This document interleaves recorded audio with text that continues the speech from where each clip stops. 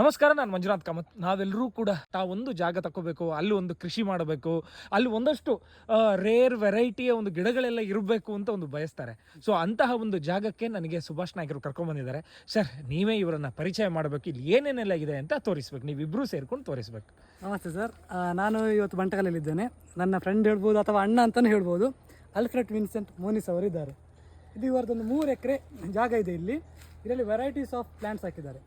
ಬರೀ ಕೃಷಿ ಪ್ಲಾಂಟ್ಸ್ ಮಾತ್ರ ಅಲ್ಲ, ನೇಟಿವ್ ಲೋಕಲಲ್ಲಿ ಏನು ಸಿಗುತ್ತೆ ಅದನ್ನು ಕೂಡ ಮುಂದಿನ ಜನಾಂಗಕ್ಕೆ ಒಂದು ಉಳಿಸ್ಕೋಬೇಕು ಅಂತ ಹೇಳಿ ಆ ಕಾರಣಕ್ಕೆ ಇಲ್ಲಿ ವೆರೈಟೀಸ್ ಆಫ್ ಪ್ಲಾಂಟ್ ಹಾಕಿದ್ದಾರೆ. ಇಲ್ಲಿ ಯಾವುದು ಕಡಿಲಿಕ್ಕಿಲ್ಲ, ಬಂದು ಏನಾದರೂ ಬೇಕಾದ್ರೆ ಹೇಳಿದ್ರೆ ತೆಗೆದು ತಗೊಂಡು ಹೋಗ್ಬೋದು. ಉಚಿತವಾಗಿ ತೆಗೆದು ಕೊಡ್ತಾರೆ ಅವರು, ತಗೊಂಡು ಹೋದ್ರೆ ಆಯ್ತು. ನಮಸ್ಕಾರ ಸರ್. ಸರ್, ಈ ಒಂದು ಹವ್ಯಾಸ ಈಗ 3 ಎಕರೆಯಲ್ಲಿ ನೀವು ಅದಕ್ಕಿಂತ ಮುಖ್ಯವಾಗಿ ನೀವು ವಿಮಾನಯಾನ ಸಂಸ್ಥೆಯಲ್ಲಿ ಕೆಲಸಕ್ಕಿದ್ದವರು. ಹೌದು ಸರ್, ನೀವು ಈಗಲೂ ಕೂಡ ಆರಾಮಾಗಿ ವಿದೇಶದಲ್ಲೇ, ನಿಮ್ಮ ಕುಟುಂಬ ವಿದೇಶದಲ್ಲೇ ಇದೆ, ಅಲ್ಲೇ ಕೆಲಸ ಮಾಡ್ಕೊಂಡೆಲ್ಲ ಇದ್ದಾರೆ. ಸೊ ಹಾಗಿರುವಾಗ ನೀವು ಅಲ್ಲಿ ಇರದೆ ನೀವು ಮರಳಿ ಮಣ್ಣಿಗೆ ಎನ್ನುವ ರೀತಿ ನಮ್ಮ ಬಂಟಕಲ್ಲು ಸಮೀಪದ ಈ ಒಂದು ನಿಮ್ಮ ಜಾಗಕ್ಕೆ ಬಂದು ಇಲ್ಲಿ ಕೃಷಿಯಲ್ಲಿ ತೊಡಗಿಕೊಂಡಿರೋದು.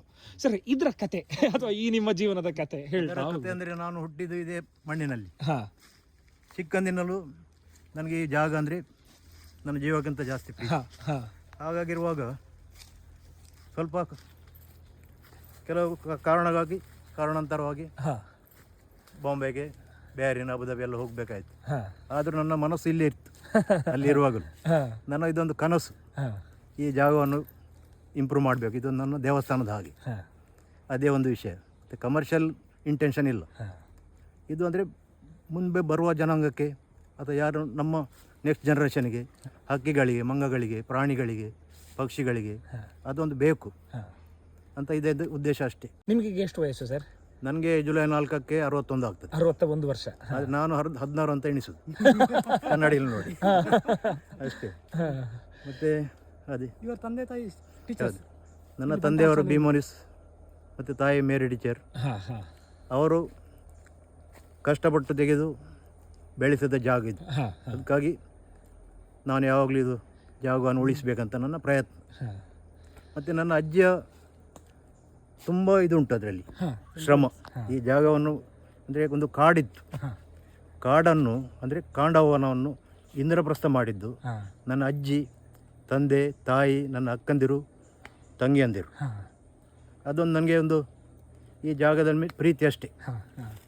ಹಾಗೆ ಸರ್, ಈಗ ಇದರಲ್ಲಿ ಒಟ್ಟು ಯಾವುದೆಲ್ಲ ವೆರೈಟಿ ಇದೆ, ಏನೆಲ್ಲ ಇದೆ ನೀವು ಹೇಳ್ತೀರಾ? ನಾನು ಹೇಳ್ತೇನೆ. ಅವರಲ್ಲಿ ಬಿದಿರು ಇದೆ, 11 ವೆರೈಟಿ. 11 ವೆರೈಟಿಯ ಬಿದಿರಿದೆ. ಓಹೋ.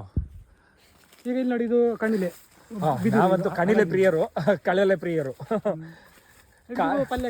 ಪಲ್ಯಕ್ಕಾಗುತ್ತಲ್ಲ. ಇದು ಸ್ವಲ್ಪ ಇದು ಒಳಗಡೆ ಪೂರ್ತಿ ಹೊಟ್ಟೆ ಇರುತ್ತೆ. ಇದೆಲ್ಲ ನಿಮ್ಗೆ ಏನು ಮಡಲ್ ಹಾಕಿ ಆ ತರ ಎಲ್ಲ ಮಾಡ್ಲಿಕ್ಕೆ, ದೊಂಪಲ್ಲಿ ಹಾಕ್ಲಿಕ್ಕೆ ಅದಕ್ಕೆ ಯೂಸ್ ಆಗುತ್ತೆ. ಮತ್ತೆ ಕೆಲವು ಡಿಸೈನಿಗೆ ಅದಕ್ಕೆಲ್ಲ ಯೂಸ್ ಆಗುತ್ತೆ. ಇದು ಅಗರಬತ್ತಿ, ಪೇಪರು. ಮತ್ತೆ ಕೆಲವರು ಹೋಟೆಲ್ ಎಲ್ಲ ಮಾಡುವಾಗ ಡಿಸೈನ್ ಎಲ್ಲ ಮಾಡ್ತಾರಲ್ಲ ಬಿದಿರಿನದ್ದೆಲ್ಲ, ಇದಕ್ಕೆಲ್ಲ ಯೂಸ್ ಆಗುತ್ತೆ. ಇದು ಕಣಿಲೆ ಈಗ ಬರ್ತಾ ಇದೆ ಅಷ್ಟೇ. ಸರ್, ಇದನ್ನೊಂದು ತೆಗಿಬೋದಾ? ನಾವಂತೂ ಕಳಲೆ ಪ್ರಿಯರು. ಪ್ರತಿ ವರ್ಷ ಒಂದಷ್ಟು ಕಳಲೆಯನ್ನ ತಗೊಂಡು ಅದನ್ನು ಉಪ್ಪಿಗೆ ಹಾಕದೇ ಇದ್ರೆ ಹೌದೌದು, ಅದೊಂದು ಸಮಾಧಾನನೇ ಇರಲ್ಲ.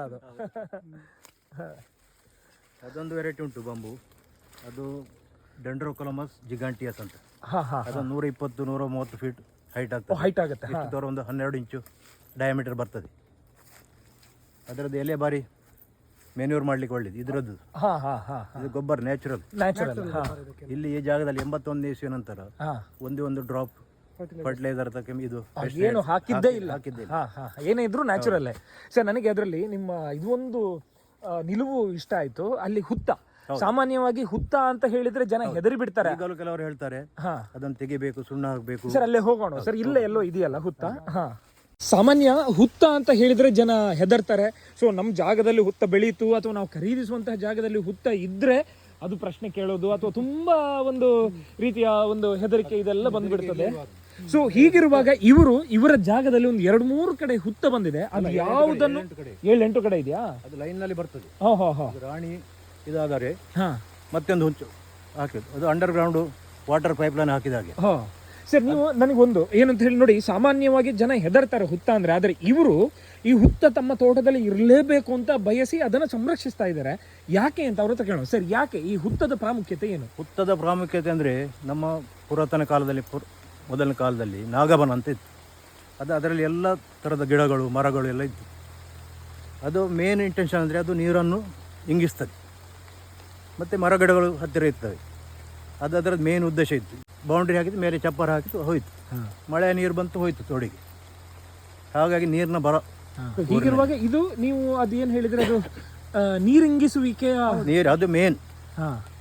ಅದು ಇದ್ದರೆ ನೀರಿಂಗಿಸುವಿಕೆ ಆಗ್ತದೆ. ಮತ್ತು ಹಾವುಗಳು ಅದರ ಒಳಗೆ ನಿಲ್ಲುವುದಿಲ್ಲ, ಅದು ಗೆದ್ದಲು ತಿನ್ನಲಿಕ್ಕೆ ಬರೋದು ಅಷ್ಟೇ. ಮತ್ತು ಹಾವುಗಳಿಗೆ ನಾವು ಏನು ಡಿಸ್ಟರ್ಬ್ ಮಾಡೋದಿಲ್ಲ ಅಂದರೆ ಅವರು ಬಂದು ನಮಗೆ ಕಚ್ಚುವುದಿಲ್ಲ. ಮತ್ತು ಅವರು ಎಷ್ಟು ಉದಾರಿ ಅಂತ ಹೇಳ್ತೇನೆ, ಅಲ್ಲಿ ಒಂದು ಸಾಗುವಾನಿ ಮರ ಇತ್ತು.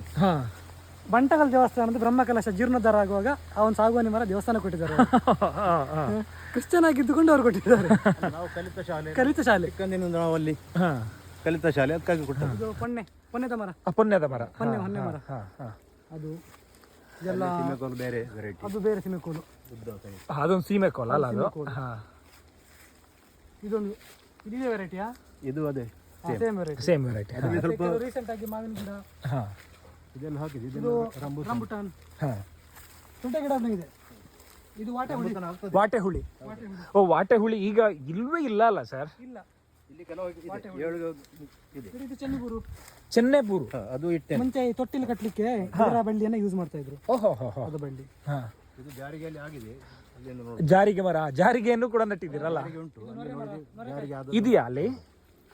ಆ ಕಾಯಿ ಇದೆ. ಕಾಯಿ ಆಗಿದೆ. ಜಾರಿಗೆ ಹುಳಿ. ಈಗ ಹಳ್ಳಿಗರೆಲ್ಲ ಇದನ್ನ ನೆನಪು ಮಾಡ್ಕೋತಾರೆ, ಆದರೆ ಈಗ ನಮಗೆ ಹಳ್ಳಿಗಳಲ್ಲೂ ಕಾಣ್ಲಿಕ್ಕೆ ಸಿಗಲ್ಲ. ಸೊ ಇದು ಎಷ್ಟು ಗಿಡ ಇದೆ?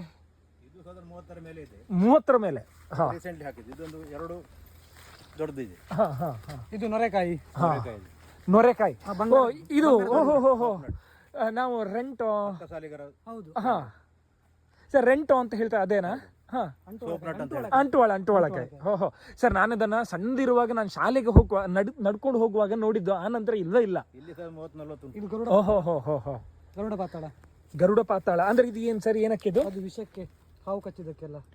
ಓಹೋ, ಗರುಡ ಪಾತಾಳ. ಸರ್, ನಮ್ಗಿಲ್ಲಿ ಈಗ ಏನು ಈಗ ಮುಂದೆ ಇದ್ದು ಇವರ ತೋಟದಲ್ಲಿ ಅಲ್ಲಲ್ಲಿ ಏನೋ ಗಿಡಗಳಂತ ಕಾಣುತ್ತೆ. ಅದು ಪ್ರತಿ ಗಿಡಗಳಲ್ಲೂ ಕೂಡ ತುಳುನಾಡು ಅಂದ್ರೆ ತುಳುನಾಡಿದೆ ಅಂತ. ಇಡೀ ಒಂದು 3 ಎಕರೆ ಜಾಗದಲ್ಲಿ ತುಳುನಾಡಿನಲ್ಲಿ ರೇರೆಷ್ಟು ಯಾವ್ದು ಗಿಡಗಳು, ಗಿಡ ಮೂಲಿಕೆಗಳು ಎಲ್ಲವೂ ಇಲ್ಲಿದೆ ಅಲ್ಲ ಸರ್? ಒಂದು ವಿಷಯ ಅಂದ್ರೆ ಪ್ರತಿಯೊಂದು ಗಿಡ ನನ್ನ ಮಕ್ಕಳ ಹಾಗೆ ನಾನು ಪ್ರೀತಿಸ್ತೇನೆ. ಯಾವ ಗಿಡಕ್ಕೆ ಸ್ವಲ್ಪ ಡ್ಯಾಮೇಜ್ ಅವರು ನನಗೆ ಗೊತ್ತಾಗ್ತದೆ. ಎಲ್ಲಿ ಯಾವ ಗಿಡ ಉಂಟು, ಎಂತದುಂಟು ನನಗೆ ಗೊತ್ತುಂಟು ಈಗಲೂ. ಒಂದು ಸ್ವಲ್ಪ ಕಾಟು ಮಾವಿನ ಮರಗಳೆಲ್ಲ. ಕಾಟು ಮಾವಿನ ಮರ. ಹೆಬ್ಬಲಸು. ಅಂದ್ರೆ ಸಾಮಾನ್ಯ ಈ ರೀತಿ ಜಾಗ ಇದ್ರೆ ಒಂದು, ನೀವು ಹಾಗೆ ಹೇಳಿದ ಹಾಗೆ ಇದನ್ನ ಸೈಟ್ ಎಲ್ಲ ಮಾಡಿ ಪೇಟೆಯಲ್ಲಿ ಇರೋ ಜಾಗ 3 ಎಕರೆಗೆ ಕನಿಷ್ಠ ಅಂದ್ರೆ ಒಂದು 5 ಕೋಟಿ ವ್ಯಾಲ್ಯೂಯೇಷನ್ ಇದೆ ಖಾಲಿ ಜಾಗಕ್ಕೇನೆ. ಯಾರಾದ್ರೂ ಸೈಟ್ ಮಾಡಿ ಮಾರ್ತಾ ಇದ್ರು. ಸೈಟ್ ಮಾಡಿ ವಿದೇಶದಲ್ಲೇ ಇರ್ತಾ ಇದ್ರು ಅಲ್ವಾ? ಅದು ಯಾವ್ದು ಮಾಡಿಲ್ಲ. ಇಲ್ಲಿ ಇದು ರಕ್ತಚಂದನ ರೀಸೆಂಟ್ ಆಗಿ ಹಾಕಿ. ರಕ್ತಚಂದನ, ಇದು ಚಂದನ. ಬಾದಾಮ್. ಅದೊಂದು ಗುಡುಗುಡು ಜಾಮ್ ಅಂತ ಹೇಳ್ತಾರೆ. ಬಾದಾಮ್ ಯಾವ್ದು ಗೊತ್ತಿಲ್ಲ. ಅದೊಂದು ಗುಡುಗುಡು ಜಾಮ್. ಯಾವ್ದು ಈಗ ನೀವು? ಗುಡುಗುಡು ಜಾಮ್. ಅದೊಂದು 10 months ಆಯ್ತು. ಇದು ಕೆಸು ಪಲ್ಯ ಮಾಡ್ತಾರಲ್ಲ. ಎಲಿಫೆಂಟ್. ಇದು ಸಾಗುವಾನಿ. ಇದು ಯಾವ ಚೆರಿ? ಅದು ಬಾರ್ಬೆಡೋಸ್ ಚೆರಿ. ಇದು ಬಾರ್ಬೆಡೋಸ್ ಚೆರಿ. ಇದಕ್ಕೆ ಕೂಡ ಹೆಸರಿದೆ, ನೆನಪು ಬರ್ತಾ ಇಲ್ಲ. ಇದರದ್ದು ಬಿಳಿ ಎಲೆ ಲಿವರ್ ಪ್ರಾಬ್ಲಮ್ಗೆ ಉಪಯೋಗ ಮಾಡ್ತಾರೆ. ಇದು ಕಾಡು ಮಲ್ಲಿಗೆ. ಓಹೋ, ಲಾಸ್ಟ್ ಇಯರ್ ಹಾಕಿದ್ದು. ಕಹಿಬೇವಲ್ಲ? ಕಹಿಬೇವು. ಅದು ಬಾದಾಮ್ ಮರ, ದೊಡ್ಡ ಬಾದಾಮ್ ಮರ. ಇದು ಯಾವಾಗ ನೆಟ್ಟ ಸರ್? ಬಾದಾಮ್ 84 ಡಿಸೆಂಬರ್. 84. ನಿಮ್ಗೆ ಆ ಗಿಡಗಳನ್ನ ನೆಟ್ಟ ದಿನವೂ ಕೂಡ ನೆನಪಿದೆಯಲ್ಲ? ನಾನು PUC ತಂದ ತಾಪುವಿನಿಂದ ತಂದು ಹಾಕಿದ್ದು ಜಾಮ್. ನೀರು ಹಾಕಿದ್ದು. ನೋಡಿ ಸರ್, ಲಕ್ಷ್ಮಣ ಫಲ. ಲಕ್ಷ್ಮಣ ಫಲ ಇದೆಯಲ್ಲ? ಲಕ್ಷ್ಮಣ ಫಲ 7-8 ಗಿಡ ಇದೆ. ಲಕ್ಷ್ಮಣ ಫಲ ಇದು ಆರೋಗ್ಯಕ್ಕೂ ಬಹಳ ಒಳ್ಳೆಯದು ಅಂತ ಹೇಳ್ತಾರಲ್ಲ ಸರ್? ಜಾಮ್.